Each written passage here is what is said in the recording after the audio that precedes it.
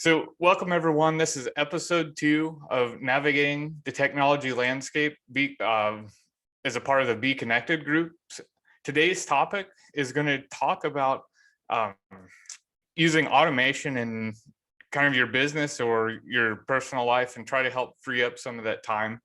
And to kind of kick things off, I wanted to set a very good motivation factor. At least for me, this was a huge stickler for me trying to evaluate some of these platforms. And I've actually kind of geared my business for consulting around this concept, is trying to help businesses and people reduce the load of work that they have on them and just help them implement it. So about me, so I am a software consultant and have started moving into more of a service model base. So as a team, we have about 3 people doing development work. I completed my master's in 2013 around cyber security and cyber physical systems. And I live in Fort Worth. I do enjoy mountain biking. I'm a pretty avid weightlifter, especially during COVID. I've enjoyed the transition. I have a lot more time. So yeah, Fort Worth, Texas. And actually David Roberts, he was the one that kind of introduced me to Be Connected, and I have enjoyed and adopted the platform, especially because of the show concept. So he runs a networking group called Richardson Plano Networkers, and it's based out of Plano, Texas. And also I have joined a barter exchange maybe about 6 months ago, just a different model for people that maybe if they don't have the cash to do work, we can work it out using a credit system. And I think it's kind of a great way to open up just new opportunities that you may not have, especially if you have some downtime. It just provides opportunity to market and just grow your reach. So the major theme to kind of motivate why automation is important is just said by Elon Musk: fear is not the mind killer, context switching is a mind killer. So context switching is not a traditional term that you would use in business. It comes more from the computer science world. And basically the idea is that every task that you switch gears to do something else, there's a time for transition. There's a time to, complete the previous task, begin the new one. We stretch our mental capacity on multiple things, and it just kills our productivity. And there have been enough studies done, that we as humans, we tend to do better when we're able to focus on one task, complete it, and you'll get the best quality of work and best completion. But we can't do that. So what tools or what things can we do to help that? And I enjoyed, so if you didn't see Elon, he was on Saturday Night Live and he did a skit with Mario, and it's probably more suited for millennials, but it's I enjoyed it a lot. And if you know what Mario is and Wario, it kind of is pretty funny. So anyway, so to kind of give a graphical representation of the cost of context switching. Now, this is all just kind of relative mumbo jumbo numbers, but I still think it solidifies the point. So one task, you don't have to switch between things. You can keep your mind focused. You don't lose any productivity. But as you start adding more things that you do during the day, your brain,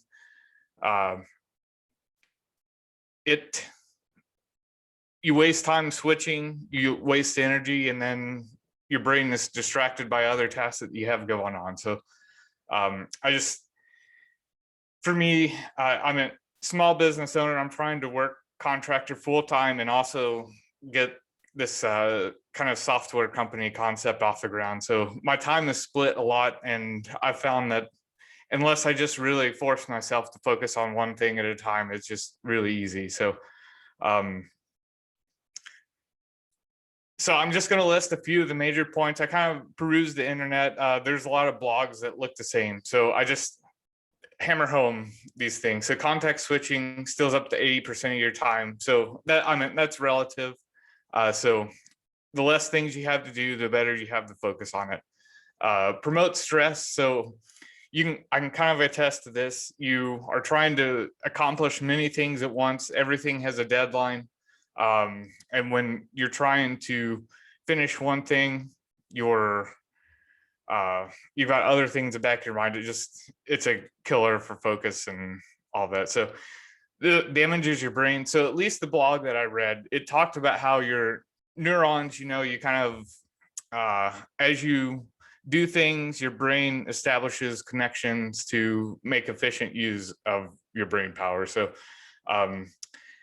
constantly switching and trying to accommodate for different things all at once, it kind of helped wire your brain wrong. And I don't know how accurate that is, but it still, I think, is relevant to think about. Lowers quality of your work. So you're working on 5 things at once.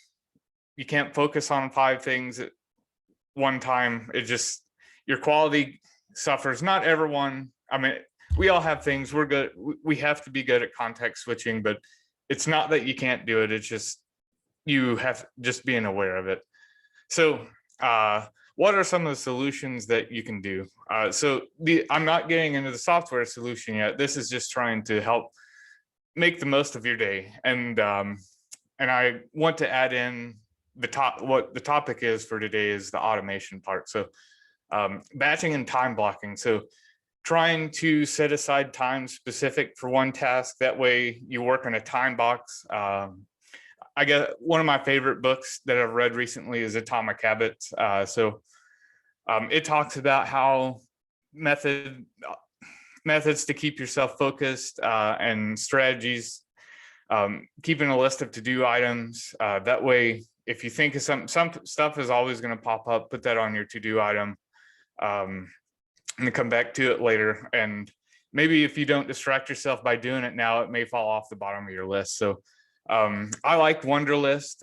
It recently, I think, moved to Microsoft, but Google has their own task, and I believe Microsoft does too. But add in routines and rituals that remove attention residue. So basically, we're creatures of habit. If you get your brain in the habit of doing things at certain times of the day, you have more effective use of your brain and more effective outcome from your task. Build a habit of single tasking. So the time blocking kind of leads to this, and then forcing yourself to stay focused on one thing kind of reduces the amount of churn in your brain as you're trying to switch back and forth. Give your brain a chance to kind of take a break. This one is probably my weakest one, just because I just feel like if I'm not doing something that's productive for what my goals are in 10 years, then it just doesn't shut off. But I enjoy it, so it's okay. But and then this is been one of the more recent things I've tried to incorporate. Use regular breaks. So I do meditation, but not necessarily because of all the spiritual and more Zen aspects. I do like the exercise of making my brain kind of detached from what I'm working on and just focus on very simple. A lot of what I do is just breathing exercises, but I just think these are small things. But one thing this list and no one's recommending is trying to reduce the amount of tasks that you have to do during the day. So the whole thing that I want to hammer home is technology can be a very useful tool. There's obviously very ethical considerations. So I mean, we're in this era of automation and getting rid of jobs for people, but I think at the same time, not using it to help clean up your day and reduce the amount of things that you have to consciously think about is a huge motivation for trying to force yourself to adopt this. Now, for me, looking at technology and adopting it comes very naturally. And I have a lot of patience to do this, but I just want to establish the motivation before to encourage everyone to take the time to try and do it. Some of these tools I'll introduce are very do-it-yourself friendly, but each different connection takes a lot of effort to learn how it works, how the data comes in, and then also you have to learn where it's going and how to get it to there correctly. So you do have to sometimes struggle with it to make sure that it's connected correctly. And then over time, all these platforms, example Zoom, they update the format of how the data comes in, or if you change your form for signups for webinars, like all of that data kind of propagates into this. So it does add some extra steps of figuring out how to connect it. But so just to put numbers on the page. So think about how much time a 10-minute task really takes. So there have been studies, you can kind of go on the internet, the average time for our brains to switch between tasks is about 20 minutes. So I've even buffered this down, at least for this equation. But so why is the number of minutes 2 times 7.5? That's just to say that every task that we switch is about 15 minutes. And then to make it a ratio, just how many hours that is. So there's 5 days in a week and 52 weeks in a year. So that total ends up being 108 hours. For the year. So if you take Z, whatever Z you want to represent, for me, I kind of have to think about things in dollars and spending. So I look at time relative to how much it would cost to automate it. So if you're just looking at what the cost is at a dollar amount, if you can sit, like everyone kind of has a reference that what their time is worth, and then what would you exchange for that time to let someone else do it. So I've put a table down just to kind of help represent. So at $50 an hour for 108 hours a year, that's 108 times 50. That's $5,400 that you are spending of your time if you were to charge a client, or however you measure it. So if you're $100 an hour, that's $10,000 a year. So this cost and the cost of the Zaps doing some of the work is like very, very small percentage. So another reason to put in the effort to figure it out. So now if you just look at time, so you lose about 5 full work days a year doing a 10-minute task. Whoop. And about 2.5 weeks, or sorry, I misspoke, 4.5 total days. So including like 24 hours a day, 4.5 days on a 10-minute task. And then if you're just only looking at work time, you spend about 3 weeks doing that 10-minute thing. So so now I've kind of set up why I think it's important to consider automation. Now I'm going to go into how to build like an automated task, what platforms are there that kind of can help. And I'm just listing a few. There's a handful, 5 or 6 that are available now. So anyway, so connecting apps and automating workflows. So what can you do? I'm picking 2 very easy, user-friendly apps that have free plans. That was a big decision maker on me pointing these out. And then even if you have to pay, it's a pretty reasonable cost. So Integrately and Zapier are user-friendly web services that allow you to automate actions between web apps you use every day. So you can the free version only lets you connect to, if you do paid versions, there's multi-step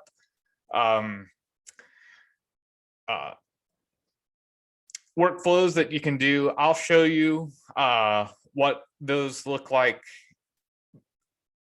a little bit further in, but I kind of wanted to set a baseline of some of the terminology and also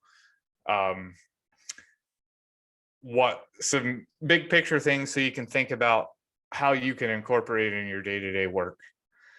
So obviously there's always pros and cons. So you're trying to find things that you can eliminate manual efforts. If there's things that our brains just are wired to do better, and it's easier just to do them versus trying to force it into some platform. So the bigger you are, the more time you can spend on trying to develop more sophisticated things. But at this point, just in trying to incorporate little things is going to be a huge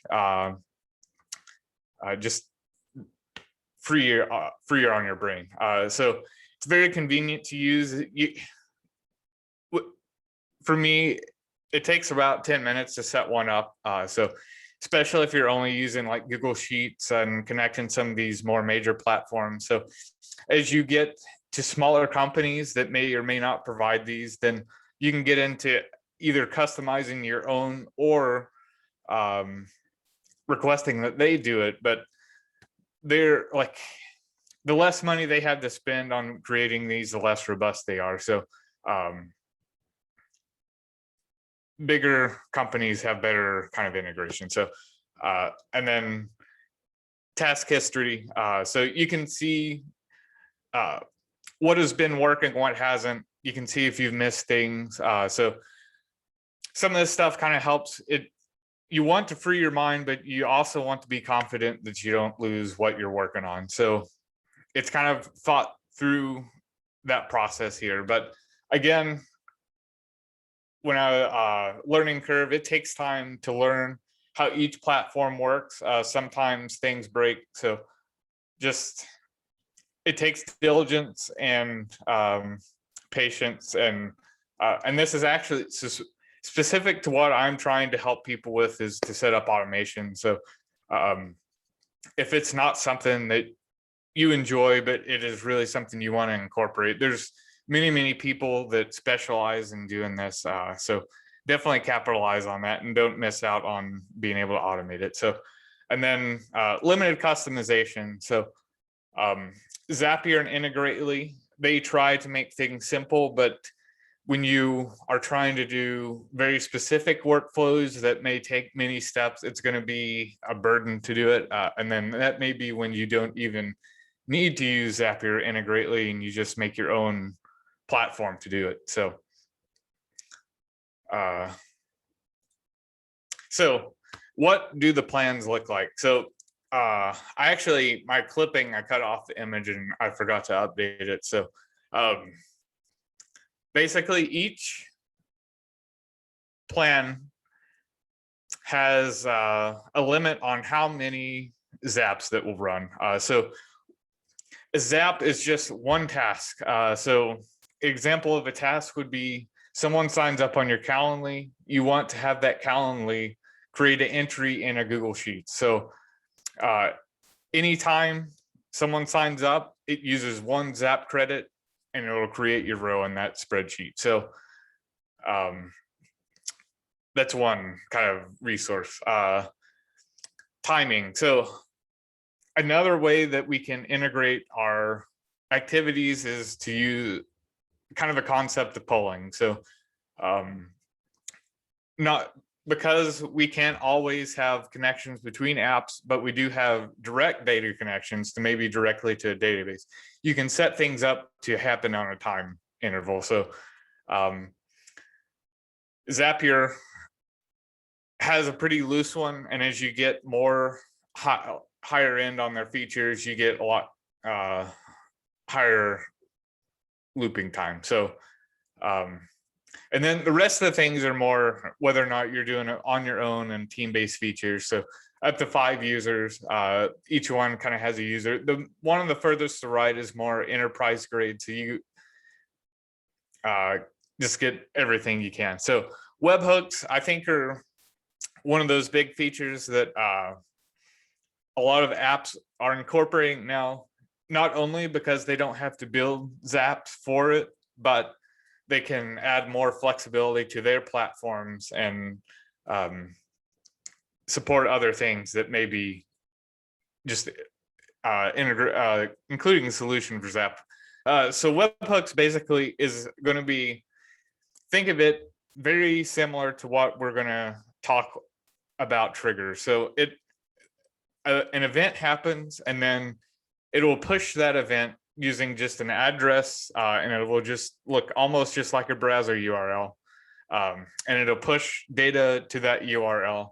And there's a lot of different applications that are waiting for those requests to come in, and then you can define rules based on that request. So that is probably a little bit deeper than I'm going to, about as deep as I'll go in this presentation, but these are very powerful, and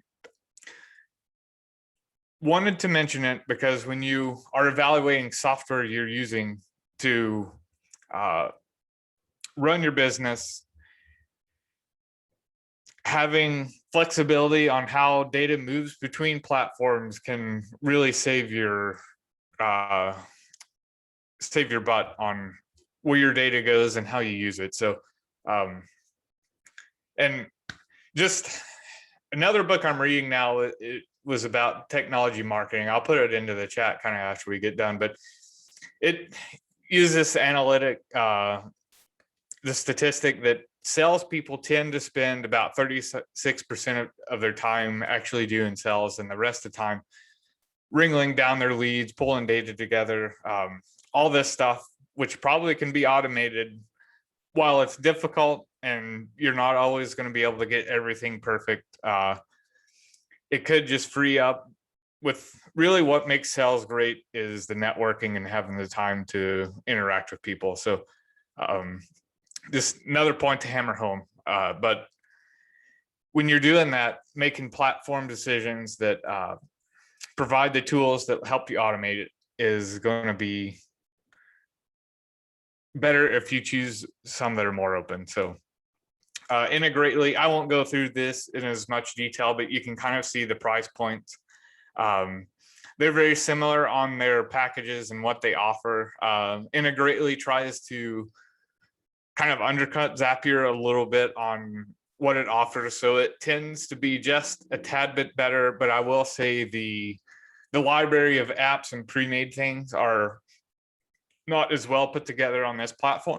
Most of the stuff I've ever looked for is on here, but I know if you're trying to get real specific, it may be harder to find. So what type of integrations can you do? So this is a very small set, but I tried to pick a few that I think everyone could relate to. So Twilio is a platform that many CRMs use to push text messages out to people. So it could be in your CRM. It could be a part of your applications, two-factor authentication, things like that. So you can actually use it to push your own text messages out based on things that you do. So maybe you want to have an email trigger. You could email a special account. It receives the email, generates the text, sends it out. So you could do mass blast from your phone, and then not really have to divulge your personal phone number, your cell phone number. So another integrations with Facebook marketing, Facebook ads. So someone comes into your page, fills out your the contact info. Facebook may integrate with CRMs, but if your CRM isn't listed, Zapier can give you a tool and a different avenue to do your connections. Making events on Google Calendar. So one networking group I helped set up was, they were overwhelmed by the number of different platforms that they posted their meetings to. So in order to consolidate all of that activity, they picked kind of the master platform to use, and then they used that platform to create all of the spider of different events on all the different other platforms. So examples like Eventbrite, if you use Eventbrite to post events, you can say that when I create an event, do this action, and this action is to create events on Meetup or Facebook or LinkedIn. So it kind of helps you reduce your load while doing the same activity. So you're getting a 1 for 5. And I think that's great. So let's see, what else do I have here? So right now, I personally just set up one for, at least example for the presentation, is to integrate Calendly with a spreadsheet so I can keep track of emails and dates and schedules. And the most important thing was the answers on the Calendly invite. So at the end, I'm going to walk through, and I'll leave the mic open for questions, but it's going to be a walkthrough on what it looks like to connect your apps, and just how you would get data from one platform into the other. And also, there's a lot of CRM integrations, so you can start doing very specific workflows. So maybe you have an entry in Salesforce. You would like to have a service pool and build a profile for someone you're about to contact, so you can automatically pull like the LinkedIn profile, what's publicly available. You can, there's services that offer some crawling of Facebook. So you can almost get this set of profile built for you and pretty accurately, which if you're trying to educate yourself about someone, you have to go and do all these things before you make a call, and kind of get to know them before you call them, and make your relationship that much stronger. So just one-click tools to try and help solve that. So if you think about switching to LinkedIn, you have to do a search. You see a post that's funny video, you watch it. I mean, you've already distracted and lost 15 minutes. So these tools are all kind of to help train our brains to stay focused and not let us trail off. So, okay, so what is the building blocks of an automation? So very simple when you look at it like this. So it's a connection between two platforms. They don't have to say that they communicate with each other. That's why Zapier and Integrately exist. There's other platforms, Microsoft does it. There's a platform called Automate.io. These are all viable options, but these help you do the connection. There's a trigger and an action. So trigger is going to be something like when X event happens, when every time interval, so every 10 minutes, every night, I want to do this action. And then the action is actually the outcome of what your goal is. So, so connecting platforms. So how can you go and find what you connect? So basically, the easiest way is just to go to Zapier, Integrately, whatever you choose, search all of their library of what Zaps are there. A lot of the big companies you'll find immediately, they offer like 20 or 30 different types of connections and examples. So it's well documented on how to use it, and they are very tuned to walkthroughs and trying to get people that don't do this every day to be able to build it for their own. So now, if you don't see it on the App Store, there's a thing called APIs. So in programmer speak, that just lets us interact with the services that a piece of software offers. So it is built so that programmers can make their own integrations for custom things. You can incorporate in your own web applications. You can do manipulations. You can almost like pull the data store directly. So they're powerful, very useful, but it's more technical, but you can use those to create custom Zaps or apps. You cannot publish them or sell them. Those are for the owners of the company to do it, but for your personal consumption, you can use. And then I just want to encourage everyone to think outside the box. So technology these days, if you are willing to think about it and trying to put the pieces together, there's probably a solution out there that can do it. And I want to encourage everyone. I'm going to plug myself a little bit. I really enjoy brainstorming on technology, figuring out how to make things work together. So if you're stuck, just please utilize my interest and kind of like just my expertise to try and do it. And I'm happy just to talk about things, anything technology. So triggers. So triggers is kind of what makes your automation happen. It could be a step in your workflow. And this all comes down to how the Zap is provided as a, or applications provided as a connector on the platform. So when you think of a trigger, there's really three big ones. You force the execution. So if you think about like on our computers, a trigger, let's say you wanted to save a file, you hit the save button. That's manual. That's kind of a classic trigger, but it kind of makes this cascade of automatic things that happen behind the scenes. An event. So an event would be, let's say on Calendly, someone creates a new schedule on your Calendly. You get invited to a meeting on your Google. You can set up Gmail triggers that looks at part of your subject line and can automatically pull the body of your text into something else. So all of these things you can kind of creatively think about. If then do this, if then. So and as you get more sophisticated in your Zaps, you're going to incorporate these decision branches to do more sophisticated things. But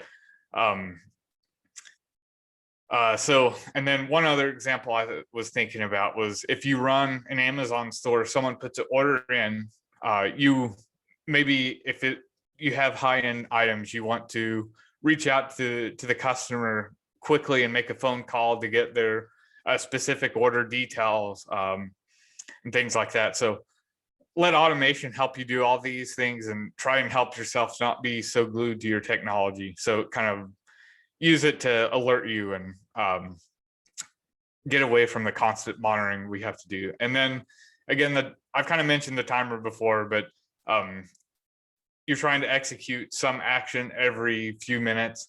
So it could be that you have a database that's connected to your app.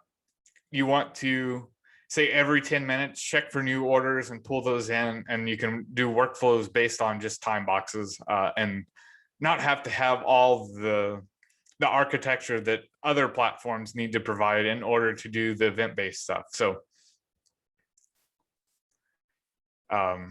action. So really there's two kind of actions that happen. You can create another event, and this is, you have to make multiple steps, have multiple step access. So that's going to be a paid part of the Integrately in Zapier. So what is multiple steps? So let's say you create you get a Calendly invite. You want to start a workflow in your CRM to initiate the sales workflow, but you also want to enter into your contacts list that you can integrate with Google, and then it syncs to your phone. So you've got kind of two steps for one thing. So right now, if you don't have this stuff connected, it's one context switch to go to your Google contacts to connect it, and then another one to go into your CRM and then kick off your workflow of initiating this contact point. So and then perform an action is just a specific thing that you want to happen, and you just make it do it. So it could be creating rows and spreadsheets. You want to migrate data to a CRM. you want to create entries in a database that's external, or you can just start a workflow. So, and again, on multiple steps, sometimes you will need to manipulate the data coming in from one platform to another. Common issues are time zones and addresses. So some platforms keep address lines split into two. Some will keep it as one field, and then you have to split based on your number of character length. So that's kind of like a nuance you learn. You'll find you'll struggle and see where your address looks cut off, and you're like, well, why that happens? And normally that's why, is because the field is kept differently between the platforms. So so in a nutshell, that's automations, why I think they're powerful, and why I would encourage everyone to, while you have some downtime, try to go and connect and make one, especially if you're interested at all. It's just a free account on Zapier, Integrately, Automate.io. Just go out, do it, try and just connect to a platform that you use every day. Calendly, any CRM. I use Zoho. Salesforce is one I know it connects well with. So just go out there, create one that when you get a new connection, that you write their email to a spreadsheet, and you can connect to either Office 365 or Google Drive, and then that's always available to you on your phone. And there's always risk with these platforms because your data is on there, and just having so much business value there and not in other places, it becomes a risk if you don't have an exit strategy. But that's something, now I'm getting sidetracked. But so now at this point, I'm going to stop the